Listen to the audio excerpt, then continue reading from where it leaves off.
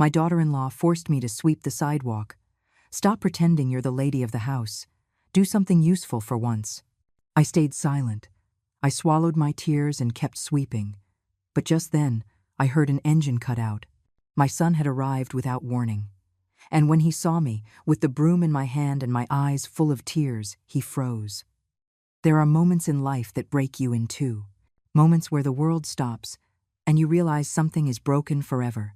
For me, that moment was on an ordinary Saturday in March, under the harsh 11 o'clock morning sun, with an old broom in my hands and the bitter taste of humiliation in my mouth. My name is Eleanor. I am 67 years old. And the woman screaming at me as if I were her employee was my daughter-in-law. My daughter-in-law forced me to sweep the sidewalk. Stop pretending you're the lady of the house. Do something useful for once. I stayed silent. I swallowed my tears and kept sweeping. But just then, I heard an engine cut out. My son had arrived without warning, and when he saw me, with the broom in my hand and my eyes full of tears, he froze. There are moments in life that break you in two. Moments where the world stops, and you realize something is broken forever. For me, that moment was on an ordinary Saturday in March, under the harsh 11 o'clock morning sun, with an old broom in my hands and the bitter taste of humiliation in my mouth. My name is Eleanor. I am 67 years old. And the woman screaming at me as if I were her employee was my daughter-in-law. But before you think I'm one of those bitter mothers-in-law who complains about everything, let me tell you something. I built that house with my own two hands. Well, with my husband Arthur's and mine, brick by brick, dollar by dollar. For 32 years, we worked ourselves to the bone, to have a decent roof over our heads, a place where our family could grow without fear.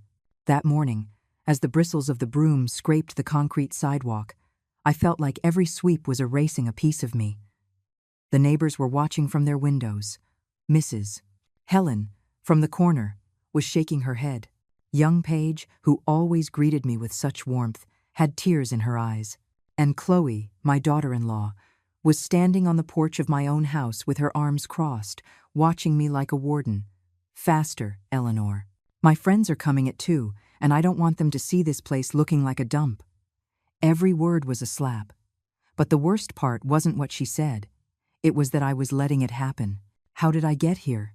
How did a woman who raised a son on her own, who ran a business, who survived the death of her husband, end up sweeping her own sidewalk while her daughter-in-law treated her like a servant? The sun burned the back of my neck. Sweat ran down my back. My hands were shaking, not just from the effort, but from the contained rage, from the pain of being reduced to this. And then I heard the engine. A navy blue Ford Escape braked right in front of the house. I recognized that car before I saw who got out. It was Matthew, my son, my only son. He was supposed to be in Chicago on a business trip until Monday. What was he doing here? The door opened. Matthew got out, his briefcase in hand, with that tired look he always had after traveling. But when he saw me, when his eyes met mine, everything changed. I froze, the broom still in my hands. The tears I had managed to hold back began to roll down my cheeks without permission. Matthew looked at me. He looked at the broom. He looked at Chloe standing on the porch with that smug expression. And his face, dear God, his face transformed into something I had never seen. What is going on here? His voice was cold, controlled, dangerous. Chloe turned pale. For the first time in months, I saw fear in her eyes. Matthew, honey, what a nice surprise. Your mom was just. My mom was what? The silence that followed was deafening. Mrs. Helen came out of her house. She couldn't hold back anymore. Young man, your wife spoke horribly to your mother. We all saw it.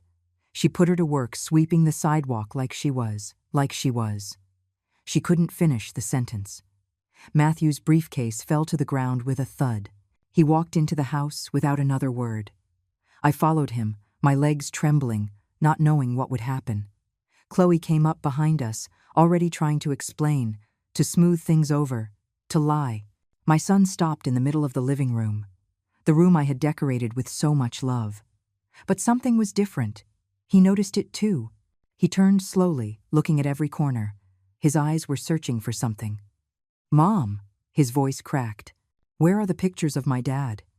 And right there, in that moment, something inside me exploded. All the humiliations I had swallowed. All the insults disguised as advice. All the times they made me feel like I was in the way in my own home. "Your wife put them away," I said, in a voice I didn't recognize as my own. "She said they made the living room look dated." Matthew closed his eyes, clenched his fists. "What else did she put away, Mom?" And then it all came out, like a river breaking a dam. I told him about the wicker rocking chair where his father read the paper every evening, stored in the basement. I told him about the terracotta-colored curtains I had embroidered myself, replaced without asking me. I told him about the chore lists, the hurtful words, about feeling like an intruder in the home I built. Matthew didn't interrupt. He just listened, and with every word I spoke, his expression grew harder. Chloe tried to defend herself. "Honey, she's exaggerating. I just wanted to modernize the house, make it more." "Modernize it?" Matthew cut her off with an icy stare. "Or erase us?" Then he pulled out his cell phone. His fingers trembled as he looked for something on the screen. "There's something I need to show you, Mom." What I saw on that phone, what I discovered in that moment, was only the beginning. Because it turned out I wasn't the only one Chloe had been deceiving. And what was about to be revealed was going to destroy everything we thought we knew. If this story is stirring something inside you, don't go anywhere. Subscribe to this channel, because what comes next is something I never imagined could happen to me, and I need someone to hear it. What do you think Matthew discovered on that phone? How far had Chloe gone with her plan? Wait until you hear what's next. Because when the truth came out, even I was in shock. Before I tell you what Matthew discovered on that phone, I need you to understand something. I wasn't always this frightened woman sweeping sidewalks at her own home. There was a time when I was strong, when my hands didn't tremble, when no one, absolutely no one, dared to disrespect me. That woman died 12 years ago, on a Tuesday in October, when Arthur's heart stopped without warning. We were having breakfast. He had just turned 58. I was 55. We had been married for 33 years, and we still held hands when we walked through the park. We still laughed at jokes that only we understood. That morning, I made his coffee just as he liked it, black, with a hint of cinnamon. He was reading the newspaper, complaining about politics like he did every day. Suddenly, he dropped the paper. He looked at me with a strange expression. He opened his mouth to say something, and he collapsed. "A massive heart attack," the doctor said. He didn't suffer, they assured me, as if that helped. I was left alone, with a 3-bedroom house in a quiet suburban neighborhood, with sand-colored walls he had painted himself, with a garden where he grew his prize-winning roses because he knew they were my favorite, with memories in every corner and a silence that weighed like a stone. But I was also left with something else. A few acres of land upstate that we bought when Matthew was 10, thinking we'd build a small cabin someday. A piece of land that was now worth about $150,000, and savings of $45,000 that we scraped together through every storm, every crisis. Arthur and I were never rich. He worked at a hardware store, and I ran a small supply shop across from the high school. I sold notebooks, pens, made copies, nothing glamorous.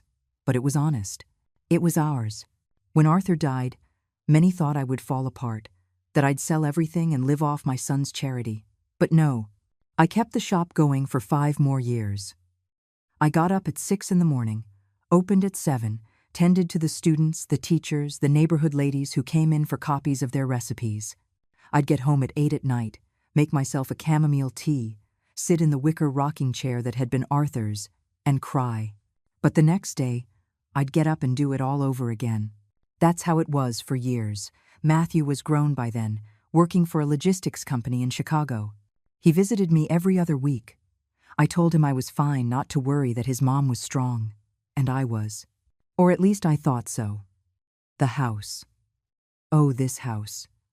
Every inch has a story. The terracotta curtains in the living room, I embroidered those myself one entire winter while Arthur watched football games and brought me coffee. The kitchen floor, we picked it out together at a wholesale tile depot, haggling until we got a good price. The garden was Arthur's pride. He planted those rose bushes when Matthew turned 5. So there's always color in this house, he said. And oh, there was. Deep reds, bright pinks, climbing up the fence like a waterfall of flowers. In the living room, we had an old dark wood cabinet where we kept the family photos. Arthur holding Matthew on his baptism day. Me, pregnant, hands on my belly, smiling on our anniversary trip. Matthew graduating from college, in his cap and gown, with us on either side, bursting with pride. And the rocking chair. That wonderful wicker rocking chair Arthur bought at a craft market in Santa Fe on our only big anniversary trip.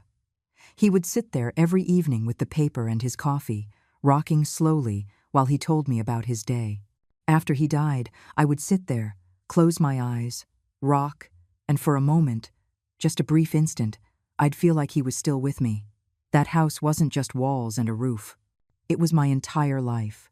It was Arthur. It was Matthew as a child running down the hall. It was every sacrifice, every early morning, every bill paid with sweat. That's why, 3 years ago, when my son told me he'd met someone, I was thrilled. Matthew was already 35. He worked so much he'd never had a serious relationship. Seeing him in love, with that light in his eyes, made me happy. Her name is Chloe, Mom. She works in insurance. She's smart, independent. I think she's the one. I met her on a Sunday. She arrived in a pale blue dress, sensible heels, a perfect smile, straight black hair down to her shoulders, flawless makeup, and practiced manners. Eleanor, it's so wonderful to meet you. Matthew has told me so much about you. We sat in the living room. I had made coffee and pecan cookies. Chloe looked around with those calculating eyes, touched the back of the sofa, observed the curtains, glanced at the photographs. What a cozy house, she said.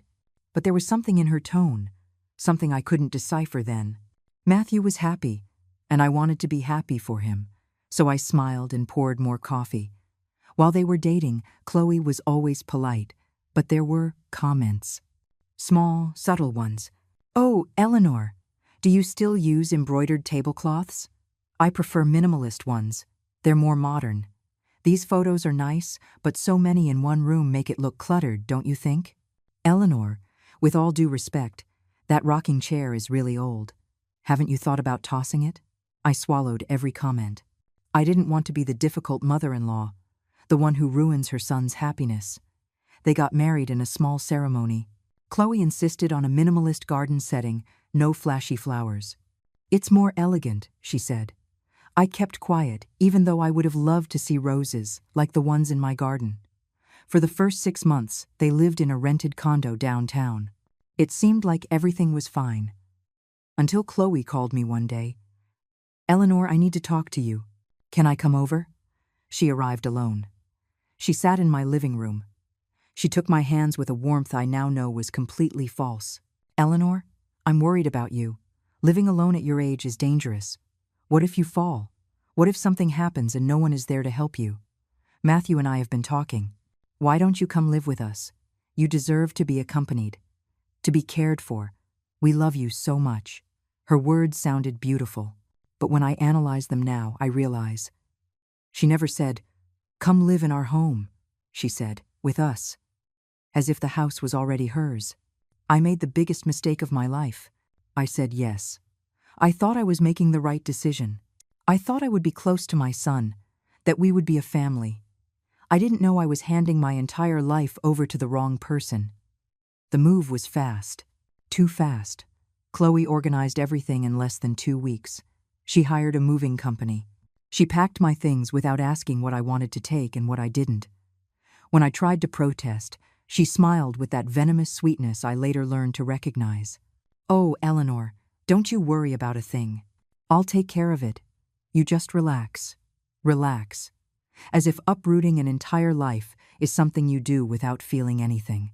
The day I closed the door to my house for the last time, I stood on the threshold for several minutes. I looked back. The garden with the roses.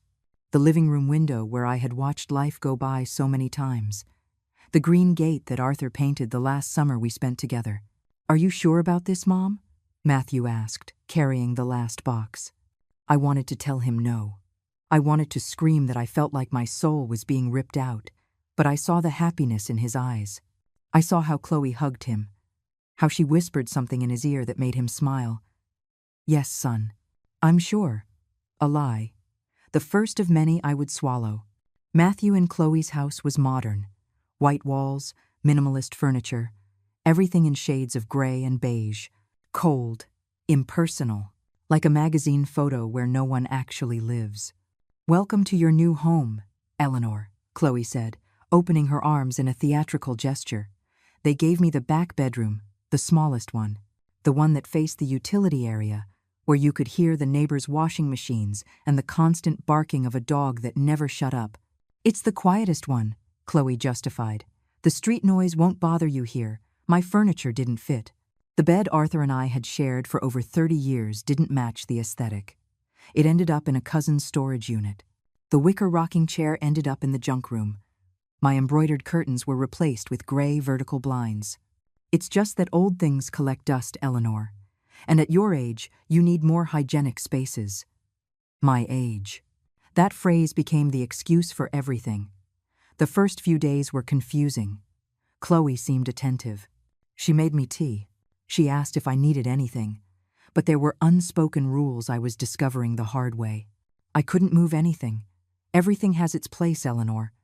I couldn't cook without her permission. It's just that I have a system, no offense.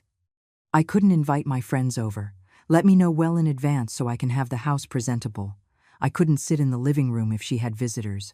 It's just that I need privacy with my friends, you understand? Matthew worked all day. He left at 7 in the morning. He came back at 9 at night. He'd arrive tired, eat a quick dinner, and lock himself in his study to finish work. On weekends, he slept late, exhausted. I barely saw him. And when I did, Chloe was always there. The list started in the second month. I'd find them on the dining room table every morning, written in Chloe's perfect script on her work letterhead. Good morning, Eleanor. Today we need to wash the bedding, iron Matthew's shirts, dust the entire living room, have lunch ready by 2 p.m., water the garden plants, clean the bathrooms. At first I thought it was a suggestion, a kind reminder. But when I didn't finish everything because my back hurt, Chloe came home from work with an expression I hadn't seen before. Eleanor, can I talk to you?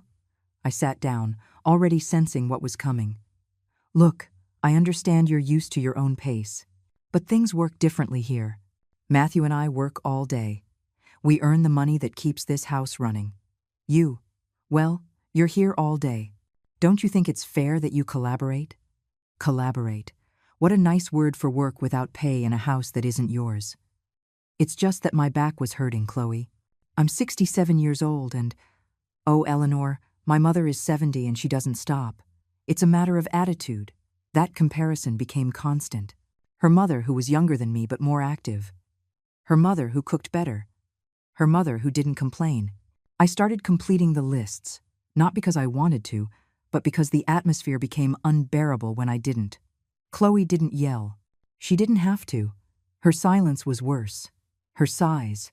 Her looks of disappointment when Matthew asked why the house was messy. Chloe's friends visited every 2 weeks.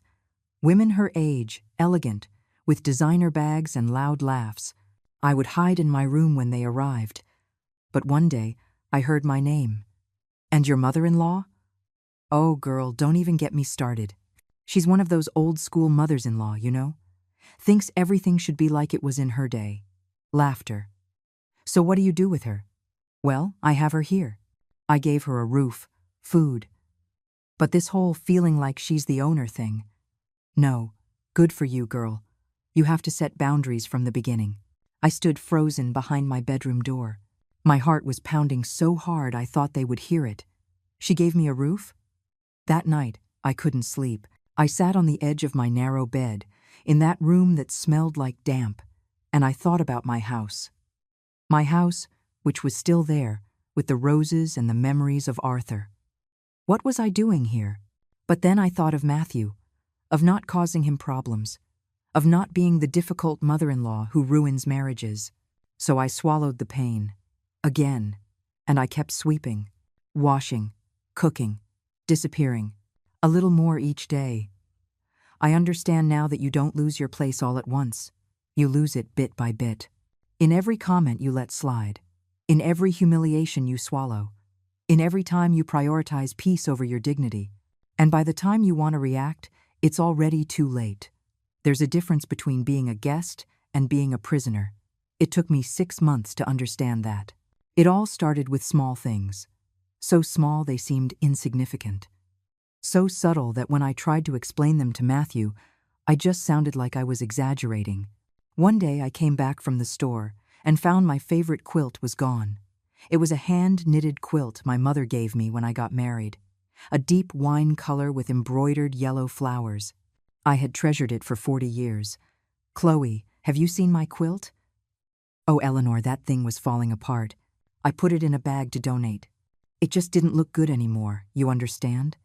We have to update. As if memories were trash to be thrown out. I went looking for it. I checked every corner of the house. I never found it. When I mentioned the quilt to Matthew, he sighed wearily. "Mom, if it was already old, Chloe's right. I'll buy you a new one, okay?" He didn't understand. It wasn't about how old it was. It was about what it meant. But I stopped insisting. I was already learning that my feelings didn't weigh as much as Chloe's convenience. The photographs were next. I woke up one Sunday, and the living room was different. The wooden cabinet where I had carefully placed the family portraits was empty. In its place, Chloe had hung 3 abstract paintings, gray smudges on a white background. Where are the photos? I stored them in a box, Eleanor. They just made the living room look so cluttered. This artwork is more modern, don't you think? It gives the space an open feel, while my entire life was disappearing into boxes. But are Matthew's baby pictures there? The ones of his dad? The ones of... Yes, they're all put away. If you want to see them, I'll put them in your room. In my room. That tiny space where a bed barely fit. That night, I waited for Matthew to get home. I had to tell him. I had to make him see what was happening. "Son, I need to talk to you." "Go ahead, Mom, but make it quick. I'm dead tired." Chloe took down all the photographs in the living room. Matthew didn't even look up from his phone. "Yeah." She showed me the new paintings. "They look good, right? More modern. But those are pictures of your father, Matthew. Of your childhood. Mom, they still exist.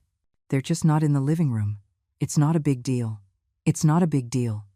Those 5 words became the epitaph for my complaints. Arthur's rocking chair disappeared on a Thursday afternoon.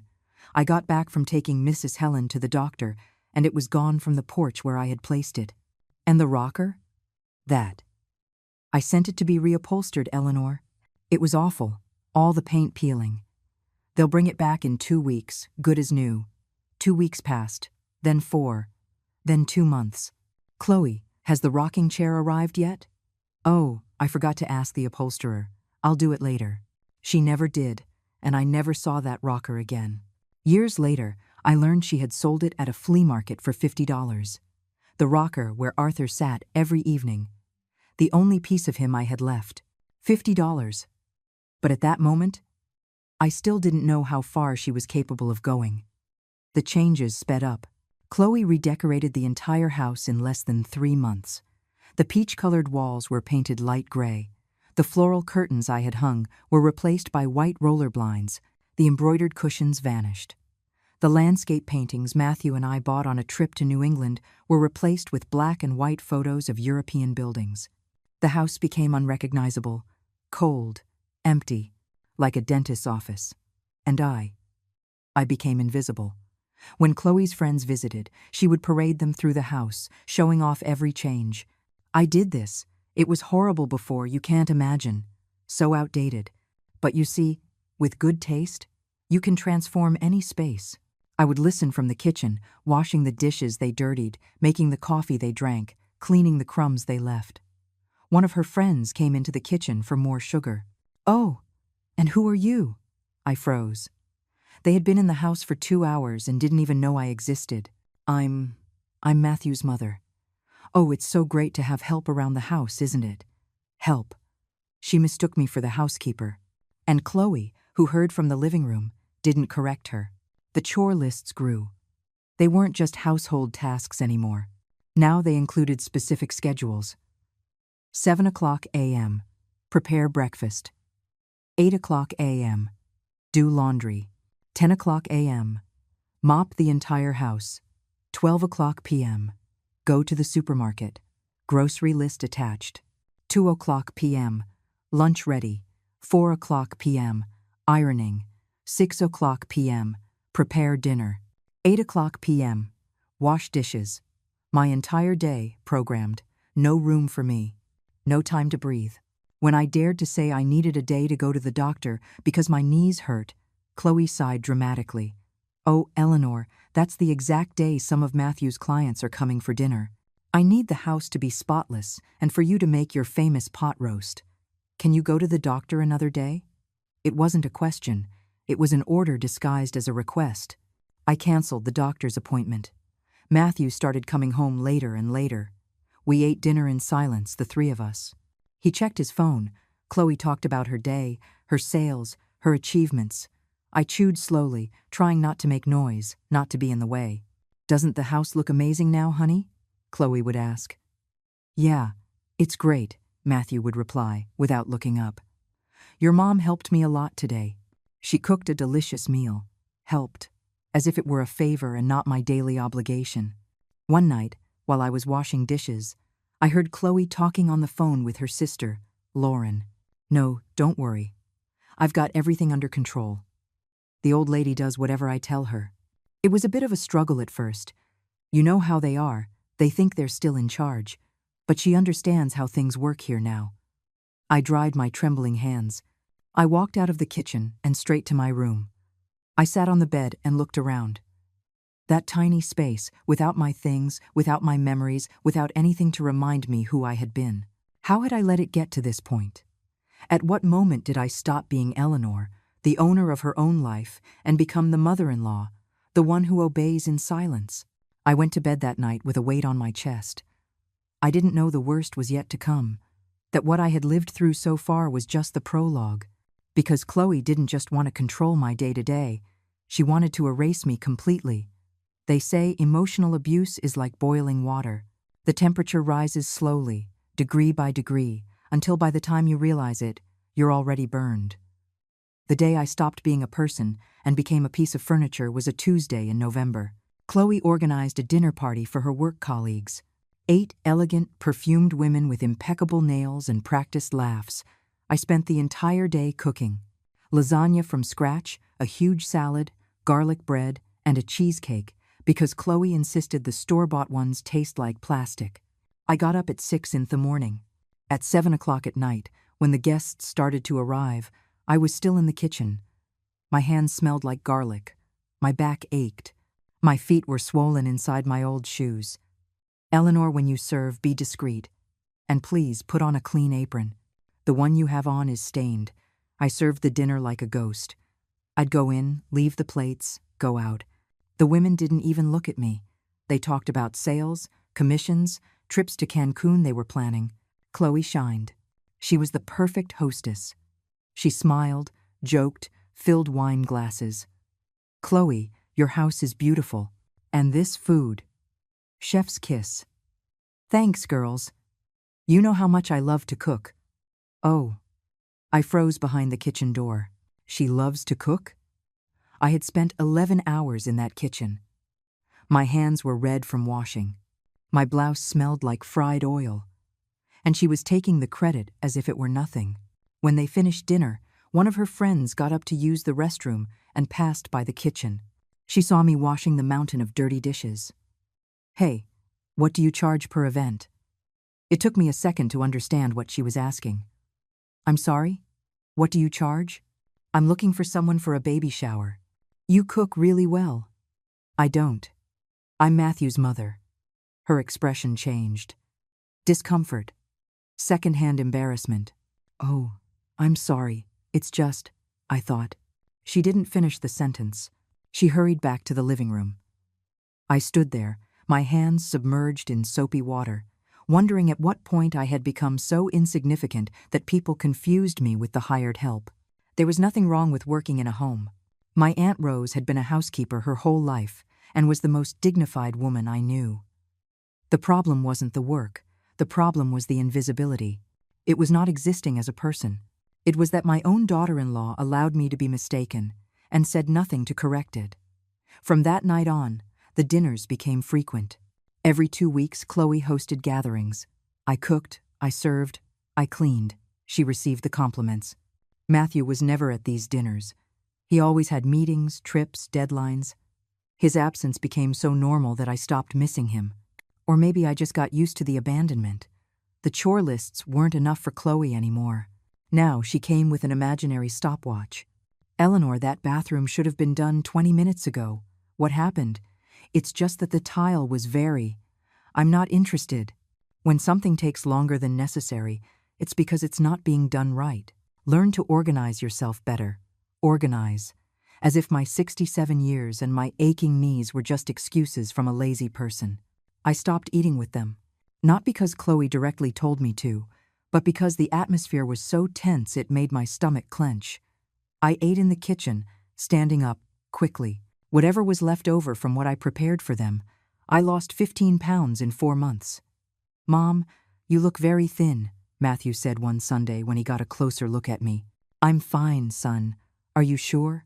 Are you eating well?" Chloe interrupted before I could answer. "Oh, honey, your mom looks great.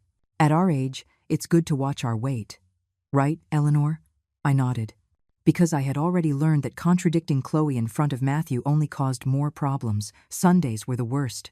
Chloe would invite her family, her mom, Susan, her sister, Lauren, with her 2 teenage kids, her father, Robert, who never spoke but looked with disdain at everything that wasn't to his liking. I would prepare food for 9 people. They would sit in the living room, in the dining room, talking, laughing. I served, I picked up, I washed. "Oh, Chloe, it's so nice that your mother-in-law helps you," Susan would say. Helps. That word again, as if it were my choice and not my sentence. One afternoon, while I was mopping the living room floor, I heard Lauren ask Chloe in a low voice, "And your mother-in-law doesn't have anywhere to live? Is that why she's here? She has a house, but she's too old to live alone. Besides, this way she helps me with the chores. It's a win-win. Win-win. A mutual benefit. As if I were gaining anything other than daily humiliation. My only escape was Mrs. Helen, my lifelong neighbor who now lived 3 blocks away. I visited her on Wednesday afternoons, when Chloe left early for her spin class. "Eleanor, you look worse every time I see you," Helen would tell me, her eyes full of concern. "What is that woman doing to you?" "Nothing, Helen. I'm just tired." "That's not tired. That's sadness. She's consuming you."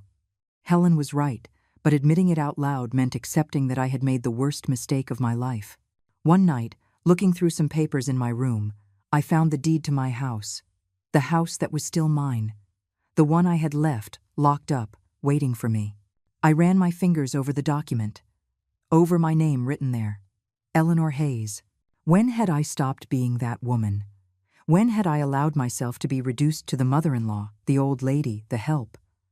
I put the document away. But that night, I dreamed of my garden, of the roses, of Arthur's rocking chair, of the curtains I had embroidered myself. I dreamed of freedom. And I woke up in that tiny cell they now called my room. Things got worse when Chloe decided she needed to remodel the master bathroom. A $6,000 expense. "It's an investment in the house," she explained to Matthew. "It adds value, the house. As if it were theirs. As if I didn't exist." Matthew agreed without hesitation. He always agreed to everything Chloe proposed. But I, in my stupidity, made a mistake. "Matthew, don't you think that's a lot of money? Maybe we could." "Mom, Chloe knows about these things. She works, she understands investments." The look Chloe shot me was one of pure triumph. Message received. I didn't have an opinion. I didn't make decision. I didn't matter. Weeks passed, then months. I was aging faster than normal. The mirror showed me a woman I didn't recognize. Sunken eyes, dull skin, slumped shoulders.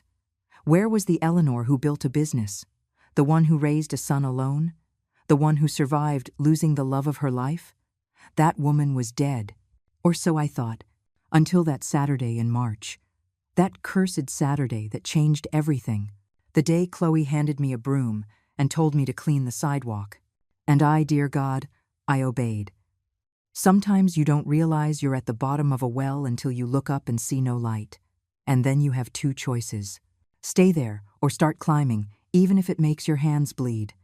It was Saturday, March 22nd, 11 in the morning. The sun was beating down on the city. One of those days where the heat melts you from the inside and the air smells like dry earth. I was in the yard watering the plants. Chloe had insisted I plant red geraniums instead of the roses I wanted. They're easier to maintain, she said.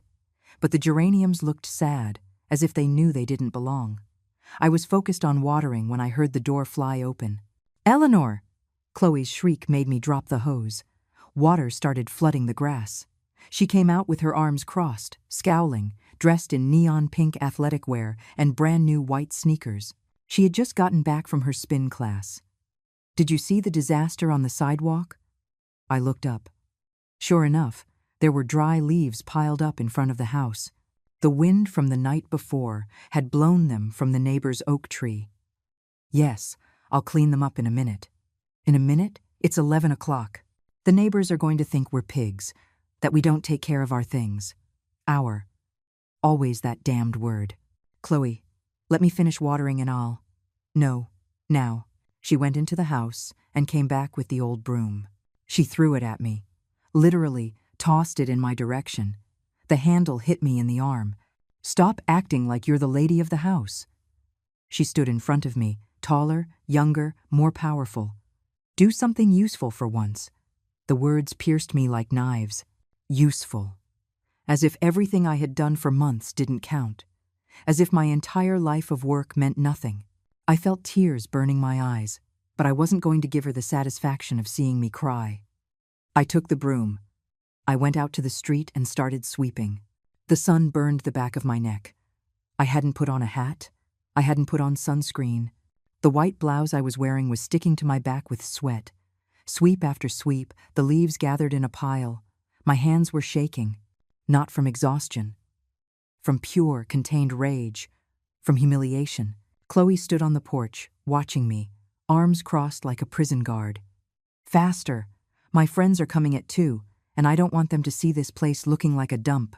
"Mrs." Helen came out of her house. She was 3 houses down, but she saw me. She froze. I knew that look. It was pity mixed with indignation.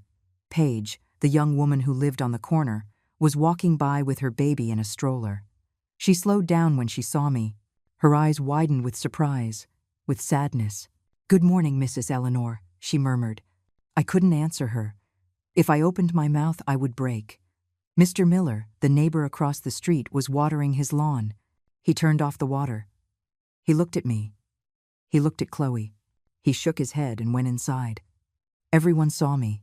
Everyone knew. And I kept sweeping. The tears started to fall. Silent, hot. I couldn't stop them. They slid down my cheeks, fell onto the concrete, mixed with the dust. 67 years old. A whole life of working, raising a child, surviving, building. And there I was, sweeping the sidewalk of my own house while my daughter-in-law supervised me like I was her servant. Every sweep was a piece of dignity that flew away with the dry leaves. "That's it. Much better," Chloe said with satisfaction. Then I felt it. A familiar sound that made me lift my head. An engine, stopping. My heart stopped too. It was Matthew's navy blue Ford Escape. No, it couldn't be. He was in Chicago, at a logistics conference. He wasn't coming back until Monday. He had told me on Thursday night before he left. But there was his car, parking right in front of the house. The world moved in slow motion. The door opened. Matthew got out with his brown leather briefcase. He was wearing a wrinkled white shirt, his tie loosened, dark circles under his eyes, the face of someone who had been driving all night. His eyes found me, and I saw something shatter in his expression. I was there, his mother, with a broom in her hands, tears streaming down my face, my hair messy and loose, my clothes soaked in sweat, sweeping the sidewalk under the harsh sun while his wife watched me from the porch. Matthew dropped his briefcase. It hit the pavement with a dull thud. "What is going on here?" His voice was different. I didn't recognize it. It was cold, dangerous, controlled, but about to explode. Chloe turned pale. For the first time in months, I saw real fear in her eyes. "Matthew, honey, what a surprise. I didn't know. What is going on here?" He repeated the question slowly. Each word was a falling stone. "Your mom was just helping with." Helping? Mrs. Helen couldn't take it anymore. She came out of her house with the kind of courage only age can give you. "Young man, your wife spoke horribly to your mother. We all saw it. She put her to work sweeping like she was. Like she was." Helen couldn't finish. Her voice broke. Paige also got closer, still holding her baby. "It's true, Mr. Matthew." She yelled at her. She threw the broom at her. "She's been out here for over half an hour in this Sunday." Matthew looked at me. Really looked at me, as if he was seeing me for the first time in months. He saw the tears. He saw my trembling hands clinging to the broom. He saw Chloe's posture, still on the porch, with the expression of someone caught in the act. He didn't say another word. He picked up his briefcase from the ground. He walked into the house. I followed him. My legs could barely hold me. I left the broom leaning against the wall. Chloe came up behind us, her voice already syrupy, trying to fix what had just broken. "Honey, let me explain. It's just that your mom hadn't cleaned, and—" Matthew held up his hand. A simple gesture that silenced her instantly. He stood in the middle of the living room. That living room I no longer recognized. That living room Chloe had emptied of everything that was ours. He turned slowly. His eyes scanned every corner, searching, and then he asked, with a voice I had never heard, "Mom, where are the pictures of my dad?" That simple question was the key that opened the floodgates.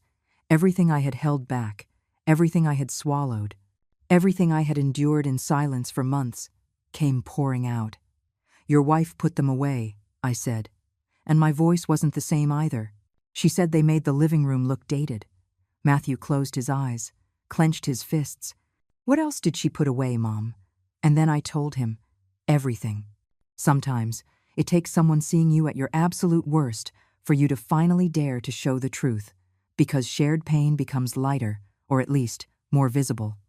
The words came out like a flood, as if they had been held back for months behind a dam that was about to collapse. I told him about my mother's hand-knitted quilt that disappeared, about the wicker rocking chair that never came back from the upholsterers, about the embroidered curtains she threw in the trash without my permission, about how every piece of Arthur, every memory of our life, had been systematically erased. I told him about the endless lists, about getting up at 6 to have everything ready, about cooking for her dinner parties while she took the credit, about eating standing up in the kitchen because there was no longer a place for me at that table. I told him about her friends who mistook me for the housekeeper, about her mother, Susan, who asked if I didn't have anywhere else to live, about her sister, Lauren, who said it was a win-win to have me there, serving them. Matthew didn't interrupt. He was sitting on the gray sofa that I hadn't chosen. His hands were clasped, his knuckles white from the pressure, his jaw tight. Chloe tried to cut in every few sentences. "That's not how it happened, honey. She's exaggerating. I never said that. She misunderstood. It's just that your mom is very sensitive. She takes everything personally." But Matthew ignored her. His eyes were fixed on me, and in them I saw something that broke my heart. Guilt. When I finished talking, the silence was crushing. Matthew rubbed his face with both hands. He looked years older than when he had walked in. "Mom, I didn't know." "I know, son. No, I didn't realize that." "I know." He stood up. He walked to the wall where our photographs used to be. Now there were abstract gray smudges, hung with perfect precision. "Where are they?" he asked without turning around. "In boxes." "In the storage closet," Chloe answered in a trembling voice. "Get them." "Honey, it's just that. Get them. Now." The tone allowed no argument. Chloe left for the utility room where the storage closet was. We heard her moving things. It took several minutes. Matthew took the chance to come closer to me. Mom, forgive me. It's not your fault, Matthew. You work so hard. You couldn't. Yes, I could have. I should have seen you. I should have asked you. I should have. His voice broke. I should have defended my mother. Those words broke me more than all the humiliations combined. Chloe returned, dragging 2 cardboard boxes. She dropped them in front of Matthew with more force than necessary. He knelt. He opened the first one, and what he saw made him freeze. The photographs were there, but not carefully. They were thrown in, some of them bent. The frame from our wedding had broken glass. The photo of Matthew with his dad on his graduation day was stained with damp. Matthew took them out, one by one. His hands were shaking. These are my memories, he murmured. My childhood. My dad.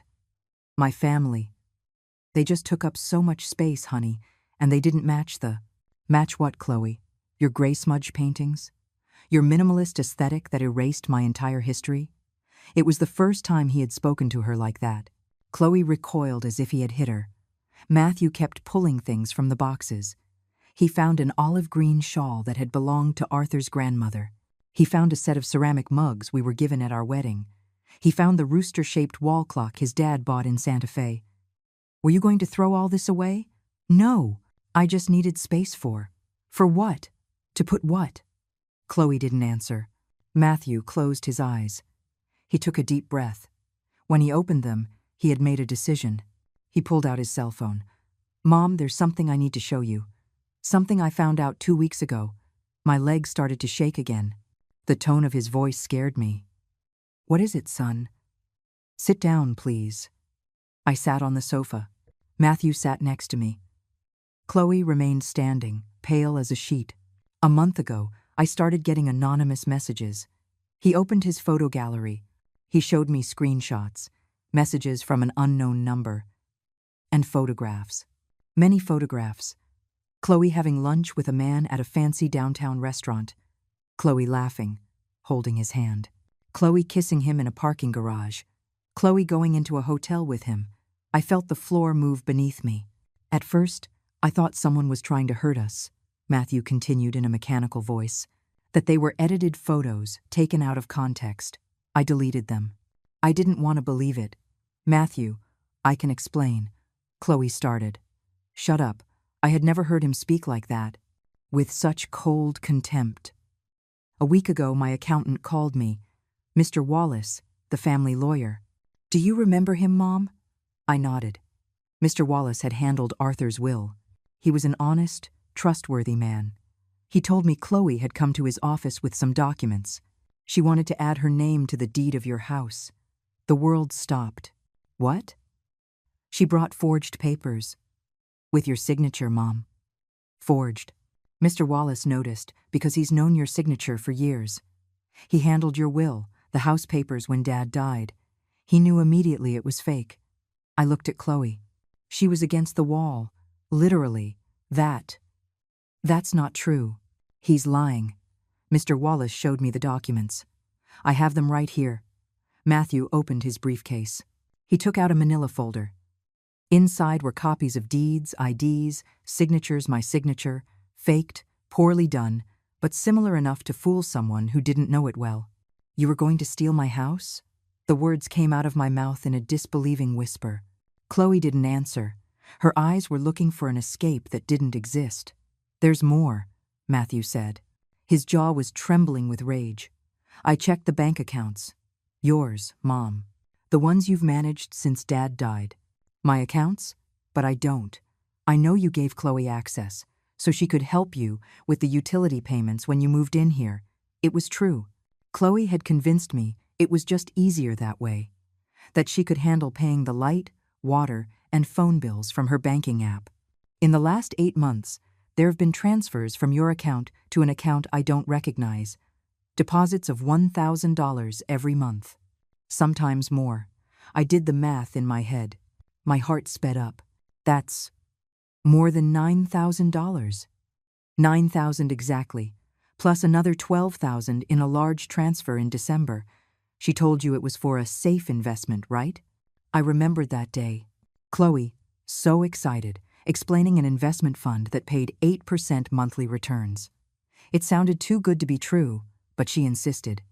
"It's what I do with my money, Eleanor. Trust me." She told me it was safe. "That account is in the name of Chloe Miller and Julian Ramos." The name hit me like a slap. Who is Julian Ramos? Matthew showed me the photos on his phone again. The man Chloe was with. The man kissing her. The man she went into hotels with. He's Julian, her boyfriend. Probably since before we were even married. The silence that followed was deafening.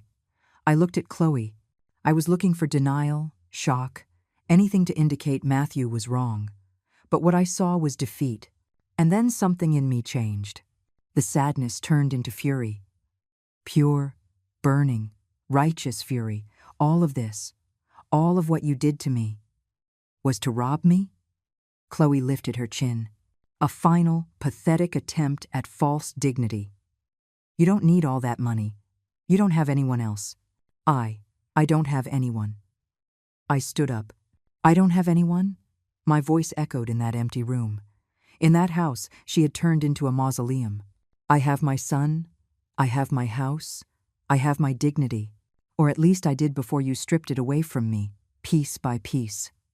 Matthew put a hand on my shoulder. "Mom, easy, breathe." But I couldn't be calm. Months of accumulated rage were exploding like a volcano. "Do you know what hurts the most, Chloe? It's not the money. It's not the house. It's that you used my son. You manipulated him.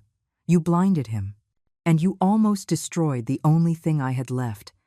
Matthew stepped between us. "Mom, I need you to trust me. Can you do that?" I looked him in the eye. "My son. My only son. I have always trusted you. Then let me fix this. But my way. Okay?" I nodded, even though I didn't understand what he was planning. Matthew turned to Chloe. "You have 1 hour to pack your personal belongings. The essentials. I'll send the rest later. But you are leaving today. Now." "What?" "Matthew, this is my house." "No, this was never your house. And as of this moment, this is no longer your marriage. They say the truth hurts. But you know what hurts more? The years you lost believing in lies." Chloe stood frozen, as if Matthew's words couldn't be real. "You can't. You can't just throw me out like this. I'm your wife. You're a liar, a thief, and an adulteress. What part of that qualifies as a wife?" Matthew took out his phone again. He dialed a number, put it on speaker. Someone answered on the second ring. "Mr. Matthew, good afternoon." It was the voice of Mr. Wallace, the lawyer. "Mr. Wallace, I'm here with my mother and with Chloe. Can you confirm what you told me on Tuesday?" There was a pause. We heard papers shuffling on the other side. "Of course. On February 26th, Miss Chloe Miller presented herself at my office with documents to execute a property transfer. She wanted to add her name to the deed of the property located at 347 Magnolia Drive, owned by Mrs. Eleanor Hayes. Mrs. Hayes' signature on the documents was clearly a forgery. I have retained copies as evidence and have filed a report with the proper authorities. The attempted real estate fraud is documented." Chloe's face went from white to green. "That's a lie. I never." "I have video from my office's security cameras," Mr. Wallace interrupted firmly. "You arrived alone, with the documents already prepared. I explained that I needed Mrs. Hayes to be physically present, and you insisted she had given you permission and was too ill to come out. When I asked for a doctor's note, you left abruptly." Matthew hung up. He looked at Chloe with an expression I had never seen. Pure contempt. "Anything to say?" Chloe clenched her fists. There was nothing left of the sweet, polite woman I met 3 years ago. Her true face was emerging, like a snake shedding its skin. "Fine. You want the truth? Here it is." She crossed her arms. Chin high, defiant. "Your mom doesn't need that house. She's old, alone. What does she want a 3-bedroom property for? Julian and I could have used it. We could have done something productive with it." "Julian and you?" I repeated. My voice was trembling.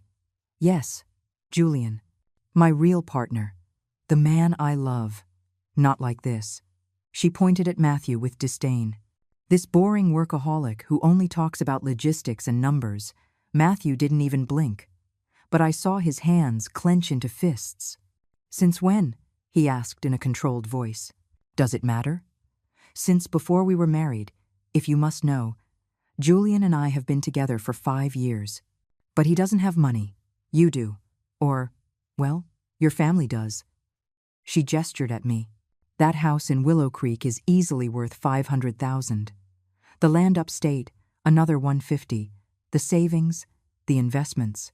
We're talking about almost $700,000, all for an old woman who doesn't even have other kids. Who's she going to leave it to? The cat?" Every word was a dagger.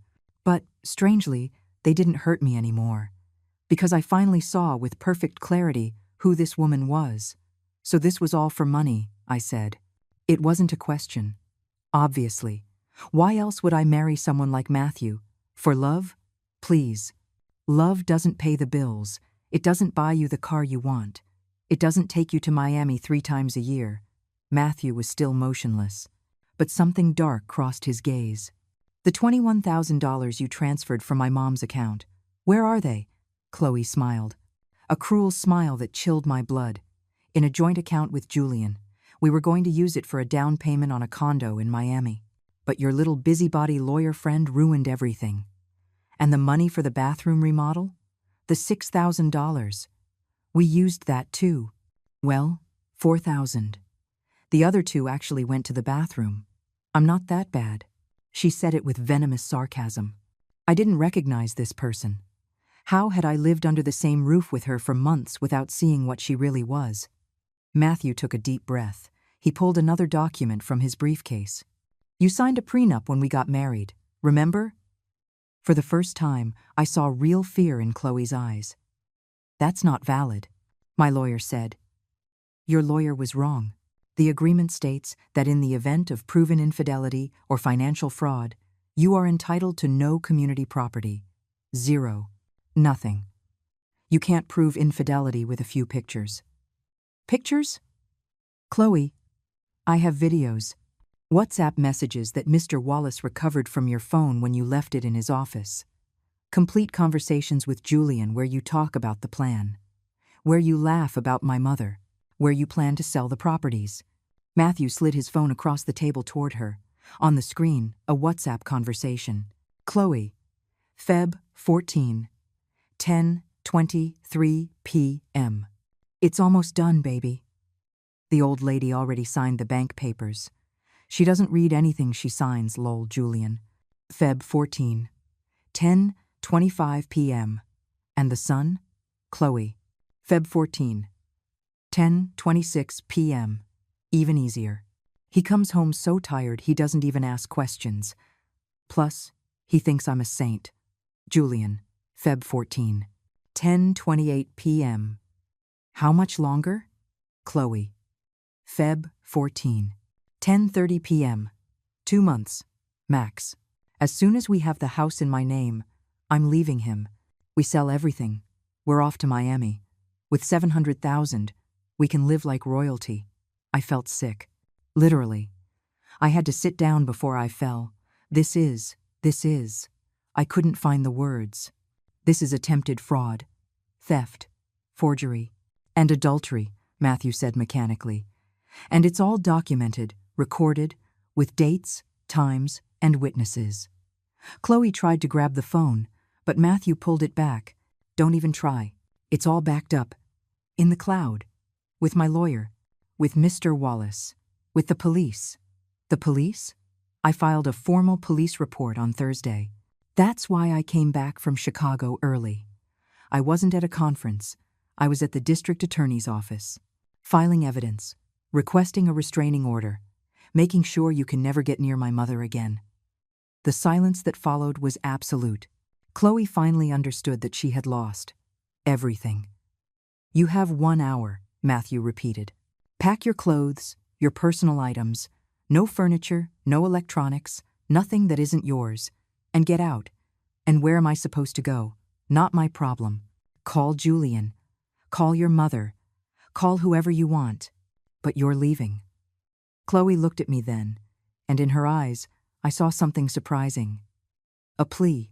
"Mrs. Eleanor, please, tell him not to do this." I made mistakes, but…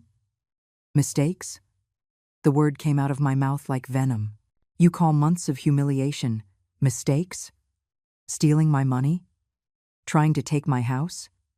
Using my son like a stepping stone? I stood up. I walked toward her. I had never felt so tall. I gave you my trust. I opened my life to you. I left my home for you. And you. You turned me into your servant. You erased me. You stole from me. You stripped me of everything except my dignity. I stopped, inches from her face. And that, Mija, I said, using the Spanish word on purpose, that you could never take because you didn't know where to look for it. Chloe recoiled as if I had slapped her. Matthew checked his watch. 57 minutes. Chloe understood there was nothing more to say. She went up the stairs to the master bedroom. We heard her throwing things, opening drawers, crying. But I didn't care anymore. I sat down next to my son. I took his hand. The same hand I held when he learned to walk. When I took him to his first day of school. When his father died and we cried together all night. Thank you, son. Don't thank me, Mom. This is what I should have done from the beginning. How did you know? The photos. Mrs. Helen sent them to me. I froze. Helen? She messaged me on Facebook a month ago.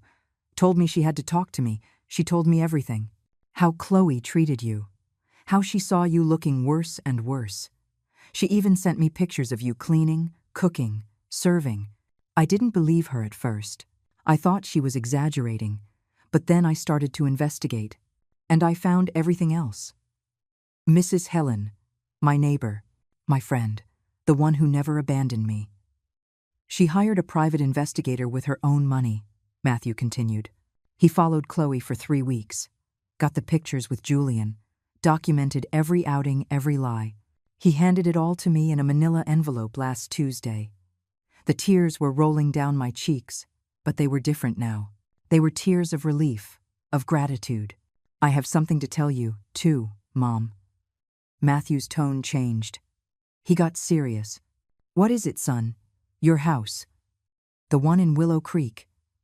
I never really closed it up. What do you mean? I hired someone to take care of it, to water the plants, to keep everything just as it was. I've been paying the utilities. Everything. My heart skipped a beat. Why? Because I always knew you'd be back. Sometimes justice doesn't come when you expect it. It comes when you least imagine, in the way you least anticipate, from the hands you never thought. 45 minutes later, Chloe came down the stairs, dragging 2 large suitcases. Her eyes were red, her makeup was smeared, her hair a mess. There was nothing left of the perfect, controlled woman who had been my tormentor for months. Matthew was standing by the door, arms crossed. I remained seated on the sofa, watching, a silent witness to the end of this nightmare. I'm ready. I'm leaving, Chloe said in a broken voice. Wait. Matthew held up a hand.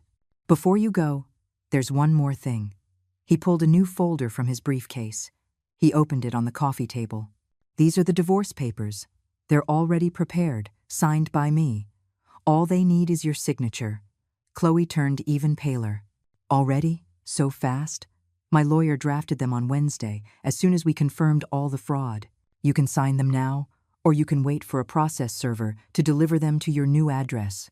Your choice. Chloe looked at the papers as if they were poisonous snakes. If I sign now, what do I get?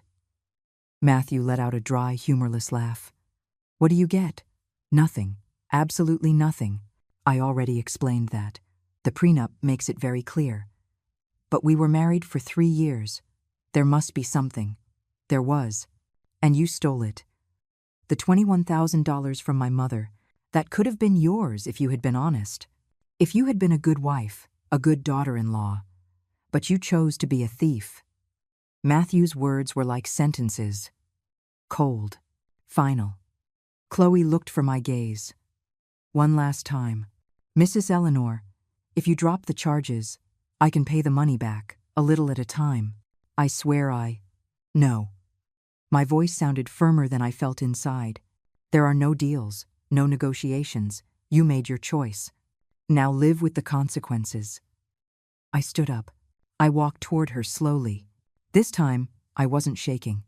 I wasn't crying. I was completely whole. Do you know what the worst part of all this is, Chloe? It's not what you did to me. It's what you did to him. I pointed at Matthew. He loved you. He really did. He worked like a dog to give you the life you wanted. He'd come home exhausted, but he always asked how your day was. He respected you. He admired you. And you used him as a ladder, as a bank, as a fool. Chloe looked down. That is something you will never be able to repair, because the love you destroy doesn't come back, and the respect you lose is never recovered. I took the documents from the table. I put them in her hands. Sign and get out. Before I change my mind and ask to have you arrested right here. Chloe took the pen with trembling hands. She signed every page without reading. She knew she had lost any and all bargaining power. When she finished, Matthew took the documents. He reviewed them quickly. He put them back in his folder. One more thing, he said before she could grab her suitcases. He took out his phone again. He opened his banking app. He showed her the screen. I've just frozen all our joint accounts. I blocked your credit cards linked to my name. I canceled the insurance on the car I was paying for. I removed your access to every service or platform that was under my name. Chloe's eyes widened in panic. But how am I going to? That's your problem. Call Julian.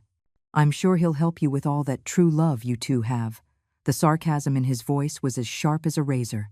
Chloe grabbed her suitcases. She opened the door. She paused on the threshold. This isn't over. I'm going to fight this. I'm going to. Do it, Matthew interrupted her. Please, do it, because I have a lot more evidence I haven't shown. Security videos, messages, testimonies. And every time you fight, every time you try something, I will present more evidence until you not only lose the divorce, but you end up in prison for fraud. They stared at each other for 5 long seconds. Chloe left, without saying goodbye, without looking back.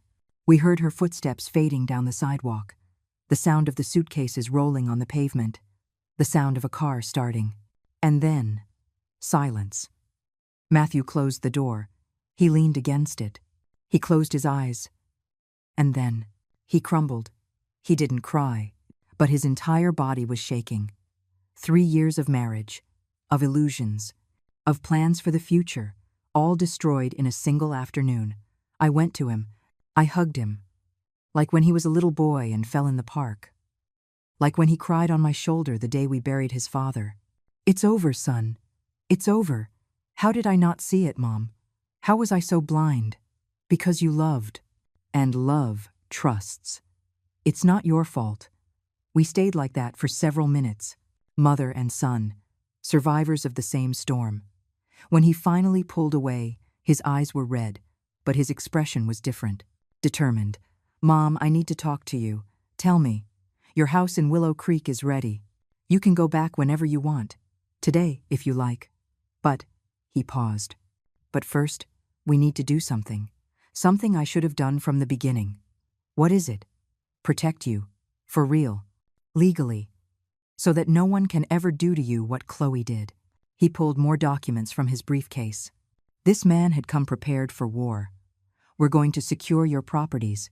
We're going to create a trust. We're going to make sure your money is protected. And we're going to make sure you get back every single dollar she stole. I looked at the papers. The letters were blurry from the tears welling up in my eyes again. And how are we going to get that money back? Matthew smiled. It was the first real smile I had seen from him in months. That, Mom, is where the story gets interesting. He sat down next to me. He opened his laptop. Because it turns out that Julian Ramos isn't just some guy.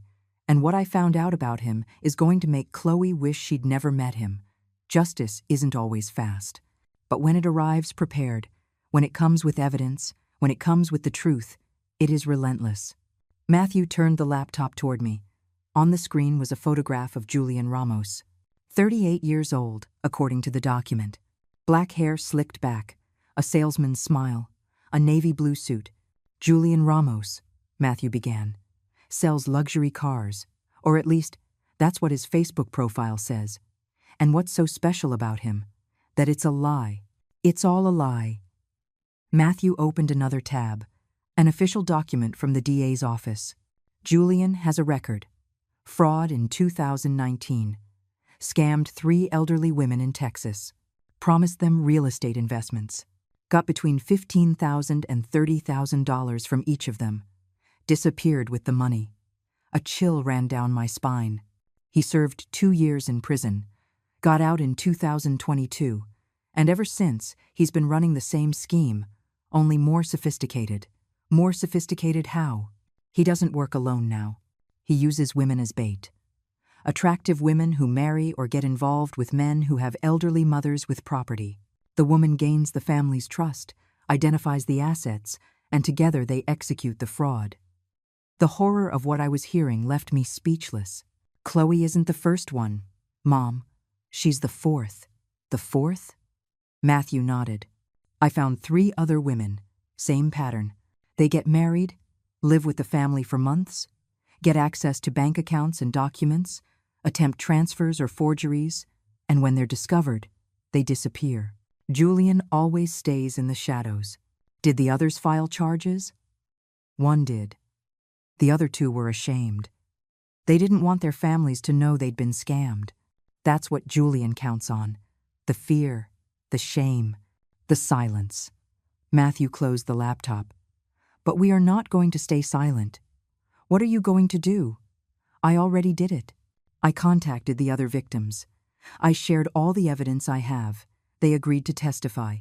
With 4 documented cases, the DA's office has enough for a serious investigation. I leaned back on the sofa. My mind was barely processing it all.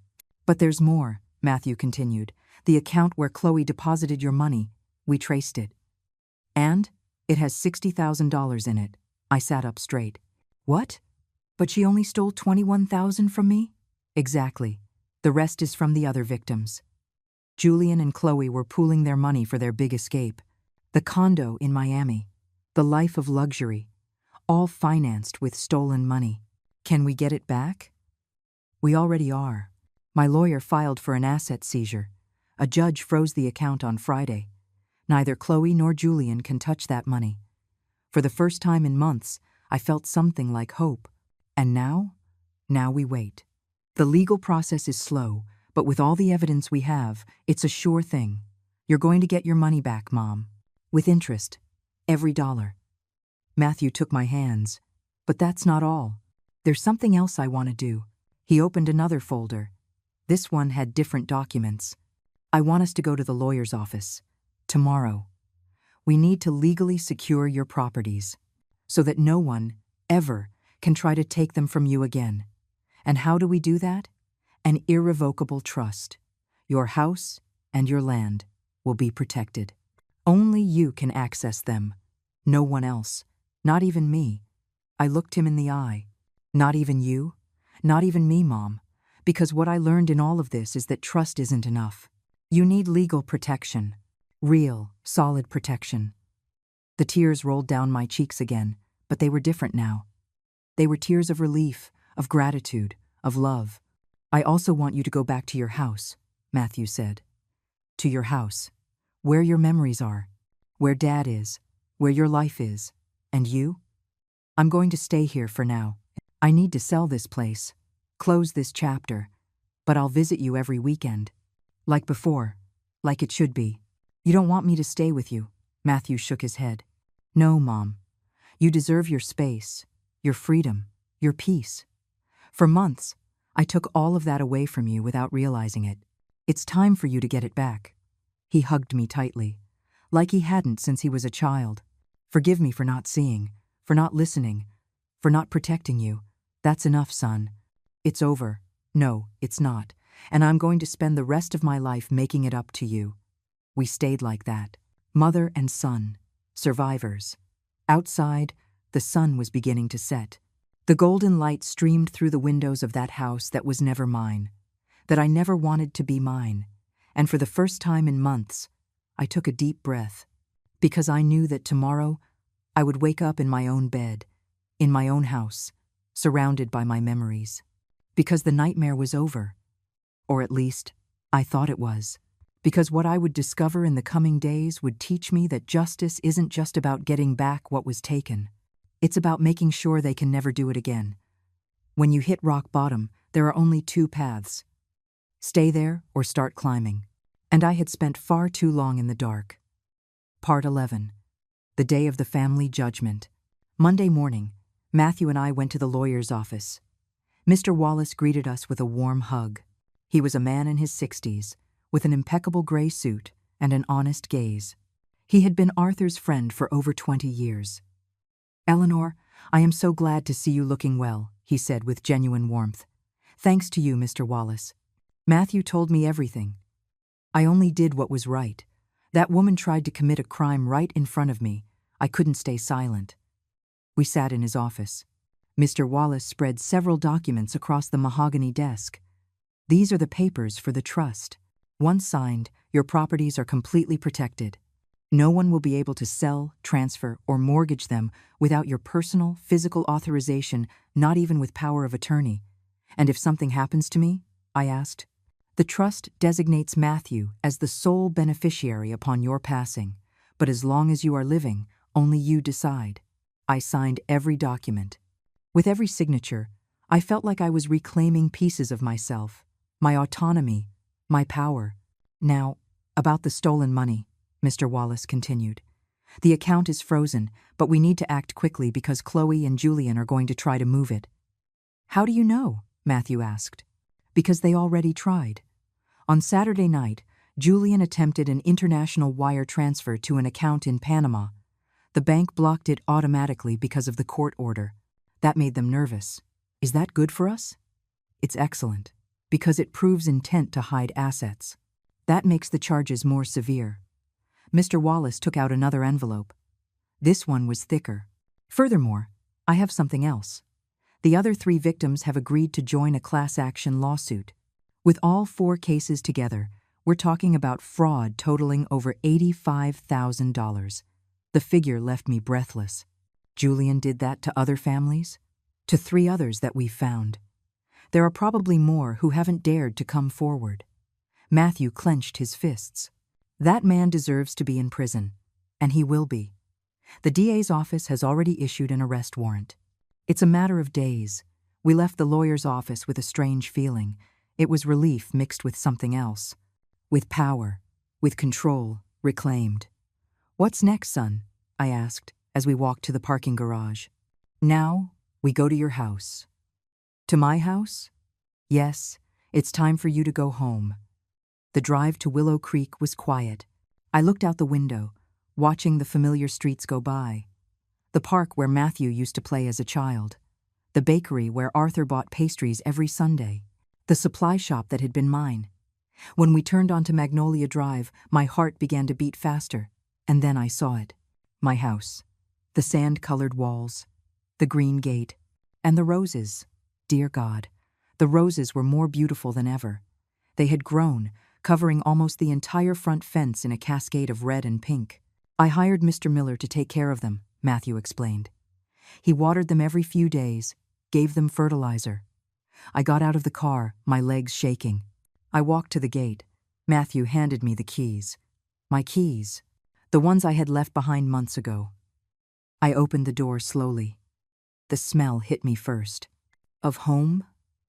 Of memories. I went inside. Everything was exactly as I had left it. The furniture in its place. The terracotta-colored curtains hanging.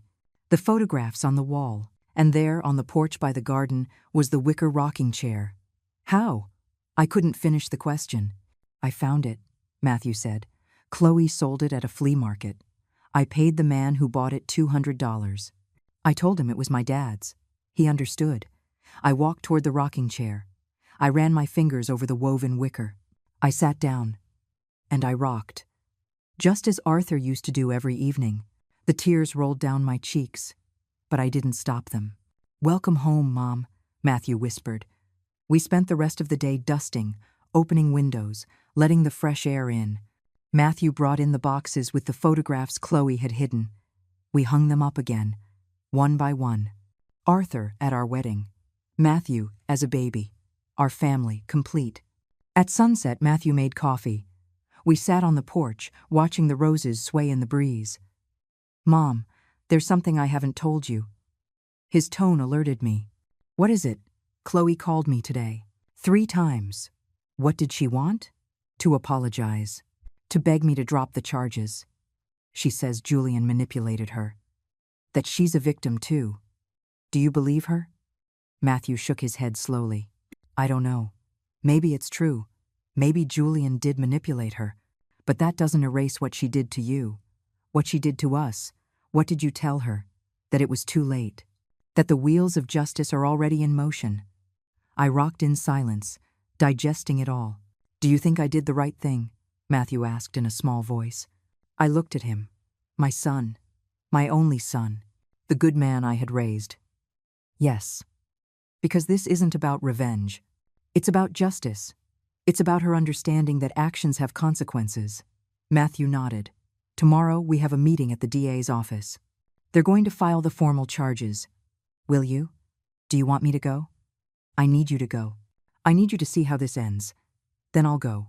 That night, I slept in my own bed, in my own house, surrounded by my things.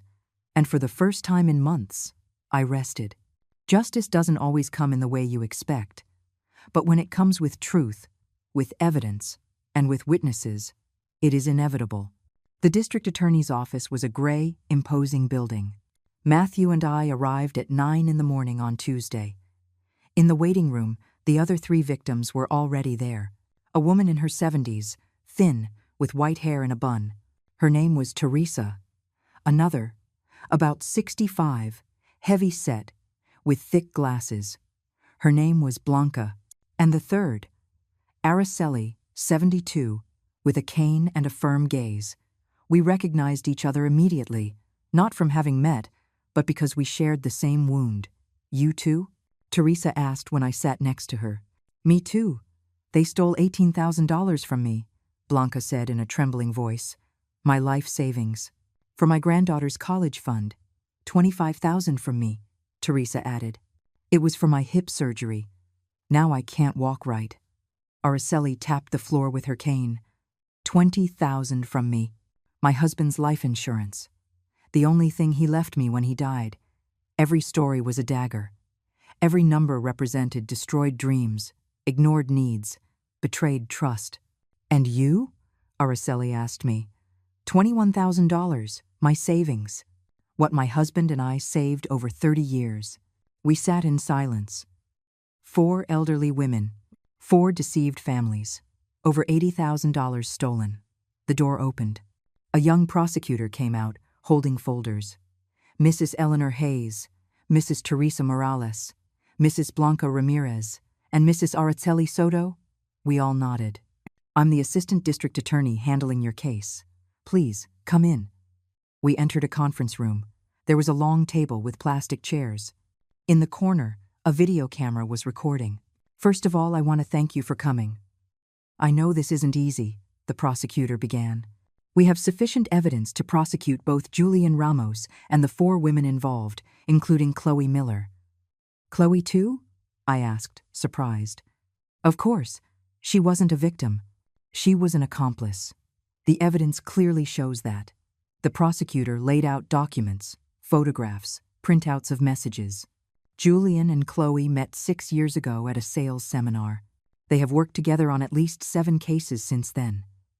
"You 4 are the ones we could document, but we believe there are more." "7 families?" Blanca asked, incredulous. "At least. Julian has a method. He identifies middle-class professional men, preferably with widowed mothers who own property. Chloe, or another woman, approaches the man, starts a relationship, marries him, or moves in. She gains the family's trust, and when she has access to accounts and documents, she strikes." Teresa began to cry silently. "They transfer the money to joint accounts, wait a few months, and then try to wire it overseas before disappearing." "Try?" Matthew asked. "Yes, because this time they didn't succeed. Thanks to Mr. Wallace, the lawyer, alerting you in time, and Mr. Hayes acting quickly, we froze everything before they could move it. The prosecutor smiled for the first time. The $60,000 that are in the frozen account will be returned to each of you proportionally, according to what was stolen, plus damages. Blanca let out a sob of relief. Really? We're going to get our money back? Yes. Not all at once. The process takes 3 to 6 months, but you will get it back. For the first time, I felt like I could breathe fully. And them? Julian and Chloe? Araceli asked. Julian already has an arrest warrant. We are actively searching for him. Chloe is cooperating. Cooperating? The prosecutor nodded. She came in yesterday. Alone. She asked for a deal. She offered to testify against Julian, provide evidence, testify, in exchange for a reduced sentence. I felt a mix of emotions, rage, disbelief, and something like pity. And are you going to accept? Matthew asked in a hard tone. It depends on how useful her testimony is. But even with a deal, she will face charges. Probably 2 years in prison and full restitution. 2 years. For destroying lives, for stealing dreams, for betraying trust. And Julian? I insisted. If we catch him, with his priors and these new charges, he's looking at 8 to 12 years. No possibility of parole. The meeting lasted 2 more hours. We signed statements, answered questions, shared evidence. When we left, the 4 of us hugged strangers who had become sisters through shared pain. God bless you, Teresa said. See you at the trial, Blanca added. Araceli squeezed my hand. You were brave to report it first. Because of you, we dared to come forward too. Those words broke me and healed me at the same time. In the parking lot, Matthew hugged me tightly. It's over, Mom. It's really over. Is it really? Yes. Now, all that's left is to live. We drove back to Willow Creek. The sun shone differently. The air smelled cleaner. When we got to the house, there was a car parked out front, Mrs. Helen got out, carrying a steaming hot casserole dish. Eleanor, I brought you a casserole to celebrate your homecoming. Behind her was Paige with her baby and Mr. Miller with a bag of groceries. We neighbors pitched in for some groceries, so you don't have to worry about a thing for a few days, Mr. Miller said sheepishly. I was speechless. My community, my neighbors, my people. That afternoon, we ate together in the garden, under the roses, with the smell of the casserole filling the air, with laughter and hugs and the warmth of knowing I was supported. And I understood something fundamental. Wealth isn't what you have. It's who holds you up when you fall. Kibi Endo. Sometimes justice comes in unexpected ways, not just from the courts, but from the neighbors who never abandoned you. 6 months later, I'm sitting in the wicker rocking chair on the porch of my house. It's 6 in the evening, and the sun is painting the sky orange and pink. The roses are at their peak, blooming as they never have before. I have a cup of coffee in my hands. Strong, with cinnamon, just how my mother taught me to make it. And for the first time in years, I feel at peace. Julian Ramos was arrested 3 weeks after that meeting at the DA's office. He tried to flee to Mexico but was caught at the border. He is now in state prison, serving a 10-year sentence with no chance of early release. Chloe fulfilled her part of the deal. She testified. She turned over evidence. She confessed to everything. They gave her 2.5 years, but with the possibility of serving it on probation if she completes a rehabilitation and community service program. I saw her only once after the trial. It was in the courthouse, the day of her sentencing. She looked different, no makeup, her hair pulled back in a simple ponytail, plain clothes, swollen eyes. When she saw me, she looked down. She didn't dare approach me. I didn't try to speak to her either. Some wounds don't need words. Just time. I got my $21,000 back. With interest and damages, it came to $26,000. That money is now in a secure investment account, managed by a reputable bank. It earns modest, but real, returns. Teresa, Blanca, and Araceli also got their money back. We meet once a month for coffee. We've become friends, sisters in battle, as Teresa says. Matthew sold the condo where he lived with Chloe. He didn't want to keep a single memory of that place. With the money, he bought a small apartment about 15 minutes from here. He comes for dinner every Sunday. He's going to therapy. He says he needs to heal, to understand how he missed the signs, to learn to trust again. I also went to therapy for 3 months. My therapist helped me understand something important, that I wasn't weak for allowing the abuse. That emotional abuse is systematic, subtle, designed precisely so you don't see it until it's too late. It wasn't your fault, she repeated to me in every session. You were the victim of an expert manipulator. Those words freed me from a guilt I didn't deserve to carry. My house is full of life again. The terracotta curtains are back up. The photographs hang on every wall. Arthur's rocking chair has its place of honor on the porch. I opened a small workshop in the guest room. I teach sewing to women in the neighborhood. We meet twice a week. We embroider, we knit, we talk, we call ourselves the Unbreakables. There are 8 of us, all over 60, all with stories of resilience. Some widows, some divorced, 1 or 2 single by choice, but all of us unbreakable. We sell what we make at a local craft market. Embroidered tablecloths, knitted cushions, shawls. We don't make much, but it's not about the money. It's about the company, the purpose, the feeling of being useful and valued. Mrs. Helen is part of the group. She's the one who really saved me, the one who opened Matthew's eyes, the one who never stopped seeing me. I knew something was wrong. She told me one day while we were sewing, "You looked more and more faded, like a candle burning down. Why didn't you tell me directly? Because you wouldn't have believed me. When you're in the middle of the abuse, you can't see it. You need someone on the outside to hold up the mirror." She was right. The land upstate is still mine. Matthew suggested I sell it to have more liquidity, but I decided to keep it. Maybe one day I'll build that little cabin Arthur and I dreamed of. Or maybe I'll leave it to Matthew. Or maybe I'll just keep it as a reminder that I can. On Sundays, after eating with Matthew, we sit in the garden. He tells me about his work, his plans, the women he's met but isn't quite ready to start anything serious with. Give it time, son. The heart heals at its own pace. And you, Mom? Are you healed? The question still takes me by surprise every time he asks. I'm working on it. A little more every day. And it's true. There are good days and there are hard days. Days when I feel strong, and days when the memory of those dark months hits me without warning. But even on the hard days, I know something I didn't know before. I know I can survive. I know I am stronger than I thought. I know I deserve respect, dignity, and love. And I know that I will never, ever again allow anyone to make me feel like less than what I am. This evening, as I rock in Arthur's chair, I think about the long road I've traveled, about the woman I was, about the woman I almost lost, about the woman I am now. And I smile. Because the real justice wasn't seeing Chloe convicted. It wasn't getting my money back. It wasn't even returning to my house. The real justice was getting myself back. Aztun Kinines.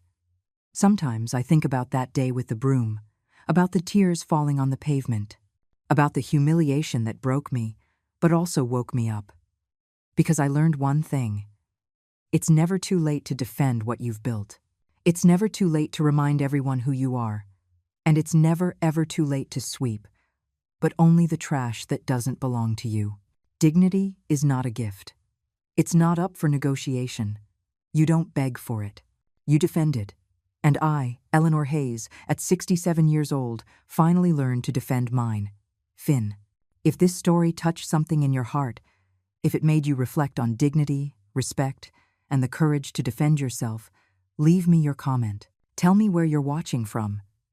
And if you know someone who needs to hear this, share it.